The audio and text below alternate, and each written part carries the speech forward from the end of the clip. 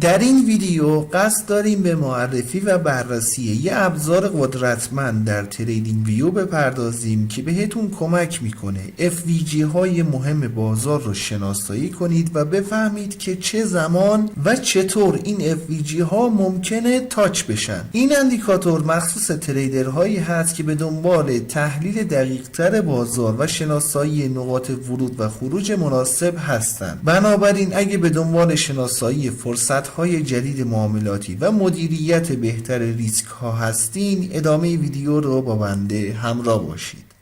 سلام، من علیرضا هستم و اینجا کانال گلدن تریدینگ سیستم. خیلی خوش اومدین به یه ویدیو دیگه از سری آموزش اندیکاتور و استراتژی های معاملاتی تریدینگ ویو. اندیکاتوری که در تصویر مشاهده میکنید یه ابزار قدرتمند در تحلیل تکنیکال هست که به معامله‌گران کمک میکنه بریکوی FVG یا همون گپ های قیمتی مهم رو شناسایی کرده و از اون برای پیش بینی حرکات آتی بازار استفاده کنید. این گپ ها در نقاطی شکل میگیرن که قیمت در حال شکست سقف‌ها یا کف‌های جدید باشه و معمولا نشان دهنده مشارکت بالای خریداران یا فروشندگان در بازار هست که به عنوان نشانه ای از ادامه یا بازگشت روند عمل میکنند. نحوه شناسایی این گپ ها دوستان بر اساس اندیکاتور دانچین چنل هست. اجازه بدین بریم در قسمت تنظیمات اندیکاتور و این خط بیسیک رو برداریم، دو گزینه بعدی هم بر روی رنگ نارنجی قرار بدیم تا قابل تفکیک باشن. بخوام براتون مثال بزنم، یک گپ قیمتی سعودی زمانی تشکیل میشه که قیمت بیاد و سقف اندیکاتور دانچین چنل رو بشکنه. در اینجور مواقع گفت میشه که خریدارها خیلی سریع قیمت رو به سمت بالا بردن و سقف‌های خودش رو رد کرده. بنابراین احتمالاً قیمت تعادلش رو از دست داده و بیش از حد گسترش پیدا کرده. در این شرایط تشکیل یه FVG قیمت رو بیشتر از تعادل خارج میکنه. بنابراین اندیکاتور میاد و این FVG ها رو شناسایی میکنه. برای FVG های سعودی پایین ترین قیمت این FVG رو با یه خط به سمت جلو امتداد میده تا زمانی که قیمت برگرده و این شکاف رو بخواد پر کنه. برای گپ های قیمتی نزولی هم بالعکس هست، یعنی با شکست کف اندیکاتور دانچین چنل فرض میشه که فروشنده ها قیمت رو خیلی سریع به سمت پایین آوردن و با تشکیل FVG قیمت بیش از حد از تعادل خودش خارج شده و در نتیجه اندیکاتور این FVG ها رو شناسایی و بالاترین قیمت این FVG رو با یه خط مشخص و به سمت جلو امتداد میده تا زمانی که این گپ بخواد پر بشه. با در نظر گرفتن این موضوعات، بنابراین پس از شناسایی بریکوی FVG قاعدتاً بر اساس قوانین مربوط به گپ ها میتونیم به دنبال بازگشت برای متعادل شدن مجدد این گپ ها باشیم. ولی این انتظار رو نباید داشته باشیم که قیمت خیلی سریع بخواد برگرده و این گپ ها رو پر کنه. به همین علت یه داشبورد اندیکاتور در سمت راست پایین چارت قرار داده که احتمال و زمان بندی متعادل شدن گپ رو تحلیل و نمایش میده. اطلاعات این داشبورد رو بخوام بهتون توضیح بدم بدین شرح هست که برای گپ های سعودی حدوداً 142 تا گپ در این چارت شناسایی شده که 70.42 این گپ ها طی 60 کندل به تعادل رسیدن و به صورت میانگین زمان لازم برای این تعادل 16 کندل است. یعنی به صورت میانگین 16 کندل طول کشیده تا این 70% گپشون بیاد و پر بشه. برای گپ های نزولی هم بالعکس همین مورد هست، یعنی در این چارت تعداد 119 تا گپ نزولی ایجاد شده که 70.59% طی 60 کندل به تعادل رسیدن. به صورت میانگین هم بخوایم در نظر بگیریم هر گپ 16 کندل طول میکشه تا این 70% پر بشه و به تعادل برسه. حالا سطوحی که در بازه تحلیلی متعادل نشدن، عرض کردم خدمتتون سطح تعادلی رو اندیکاتور با یه خط به سمت جلو امتداد میده و در لایو بازار تعداد کندل هایی که از زمان تشکیل گپ گذشته رو در کنار سطح تعادلی میاد نمایش میده. مثلا اینجا می نویسه عدد 13 10 یا 20. این اعداد نشون میده که به فرض مثال 13 کندل از زمان تشکیل گپ گذشته و هنوز قیمت اون سطح تعادلی رو پر نکرده. حالا با تمامی این مواردی که خدمتتون عرض شد، اطلاعات فاصله فعلی از سطح تعادل به معامله‌گر کمک میکنه احتمال بازگشت رو بتونه بهتر ارزیابی کنه. همچنین از این سطوح تعادلی میتونیم به عنوان اهداف قیمتی هم استفاده کنیم. بخوام براتون مثال بزنم، قیمت در این محدوده اومده و یه سقف دوقلو رو تشکیل داده و با پترن اینگولفینگ که تشکیل شده، با وجود اینکه این دو گپ هنوز پر نشده بودن و تقریبا 12-13 تا کندل از زمان تشکیل گپ ها میگذره، میتونیم این احتمال رو بدیم که طی چندین کندل آینده قیمت به سمت پایین حرکت میکنه تا گپ ها رو بخواد پر کنه. بنابراین با مشاهده سقف دوقلو همچنین این کندل اینگولفینگ تاییدیه برگشت رو دریافت کردیم و میتونیم در خلاف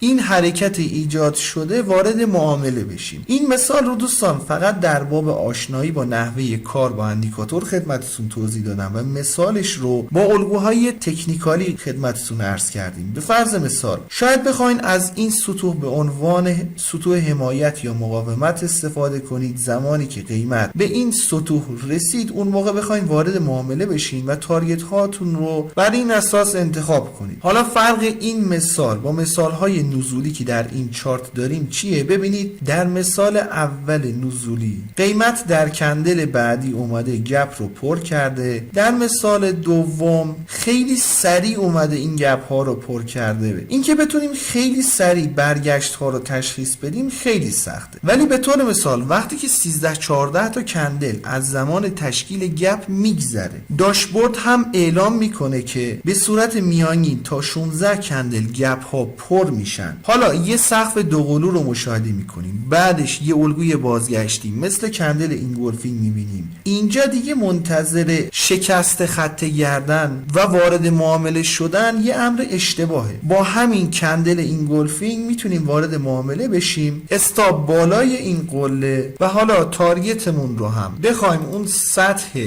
تعادلی در نظر بگیریم، یه چیزی فکر کنم حدود یه ریسک بریوارد 1-2 رو راحت بهمون میداده. بنابراین برای محل برگشت قیمت از هر سبکی میتونید استفاده کنید. از اندیکاتورها میتونید کمک بگیرین، از الگوهای تحلیل تکنیکال میتونید، از سطوح حمایت یا مقاومت میتونید. با هر سبکی که بلدین باید ابتدا محل بازگشت رو شناسایی کنید و بعدش تارگت رو این سطوح قرار بدید. حالا سوالی که اینجا مطرح میشه، فقط از این سطوح میتونیم برای شناسایی تارگت ها استفاده کنیم؟ قطعا اینجوری نیست. افرادی که با FVG ها کار میکنن معمولا از FVG ها برای محل بازگشت قیمت استفاده میکنن، یعنی به عنوان سطوح حمایت و مقاومت. بخوایم از لحاظ حمایت و مقاومت این سطوح رو بررسی کنیم، اولین FVG نزولی قیمت در برخورد اول به روند نزولی خودش ادامه داده، در برخورد دوم یه اصلاحی رو تجربه کرده. مجدد FVG دوم قیمت زمانی که بهش برخورد کرده یه توقف دو کندلی رو تجربه کرده. FVG های سعودی اولی یه برگشت و ادامه روند رو تجربه کرده تا سقف قبلی. دومی زمان برخورد قیمت یه توقف تک کندلی رو داشتیم. سومی هم یه شکست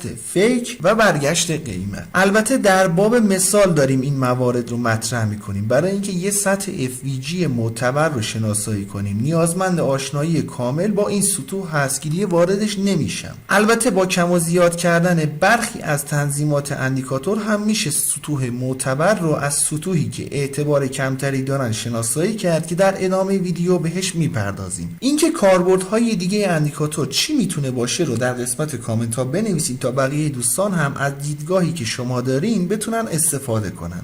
و اما برای انداختن اندیکاتور روی چارت باید وارد سربرگ ایندیکیتورز بشیم. در تب سرچ بار عبارت بریکوی فیر ولیو گپس رو وارد کنیم. این اندیکاتور هست که توسط لوکسالگو طراحی شده. این اندیکاتور دوستان حدوداً یک روز قبل از زمان ضبط ویدیو معرفی شده که در همین مدت زمان کوتاه حدود 852 نفر دارن از اندیکاتور استفاده میکنن که نشون دهنده پتانسیل و قابلیت های بالای اندیکاتور هست. قبل از اینکه بخوایم گریز کوتاهی به قسمت تنظیمات اندیکاتور داشته باشیم، میخوام ازتون درخواست کنم که اگر فکر میکنید اندیکاتور یا ویدیو مناسب هست لطفاً ویدیو رو لایک کنید. اگرم دوست دارین با جدیدترین ابزارها آشنا بشین و نحوه کار باهاشون رو یاد بگیرین، پیشنهاد میکنم کانال خودتون، کانال گلدن تریدینگ سیستم رو سابسکرایب کنید و علامت زنگوله رو هم بزنید تا به محض انتشار ویدیوهای جدید بهتون اطلاع داده بشه. بسیار خوب، گزینه اول دوستان مربوط به پریود اندیکاتور دانشین چنل هست. اعداد بالاتر باعث میشه که اندیکاتور روندها رو در بلند مدت شناسایی کنه. اعداد پایین تمرکزش بر حرکات کوتاه مدت هست. بنابراین اگه عدد بالاتری قرار بدین معمولا شکست کانال ها کمتر اتفاق میفته و FVG های کمتری رو اندیکاتور شناسایی میکنه، ولی مزیتش اینه FVG هایی که شناسایی میشه اعتبار بالاتری داره. گزینه شو میتیگیشن لولز مربوط به سطوح تعادلی هست که قیمت پس از شناسایی FVG به سمت جلو امتداد میده. اگه این گزینه رو غیر فعال کنیم دیگه اندیکاتور فقط FVG ها رو شناسایی میکنه و در جدول هم اگه دقت کنید این اعداد صفر در نظر گرفته میشن، ولی اگه این تیک فعال باشه تعداد کندل هایی که این خطوط به سمت جلو امتداد پیدا میکنه رو مشخص میکنید. به فرض مثال اگه بر روی سی قرار بدیم اون موقع دیگه محاسبات داشبورد بر اساس سی کندل انجام میشه و درصدهایی هم که اندیکاتور به همون نمایش میده بر اساس سی کندل هست. در کل این گزینه در تصمیم گیری ها خیلی مهمه و باید با توجه به نمادی که کار میکنید شخصی سازیش انجام بشه. قسمت بعدی مربوط به نمایش یا عدم نمایش داشبورد هست. گزینه بعدی دوستان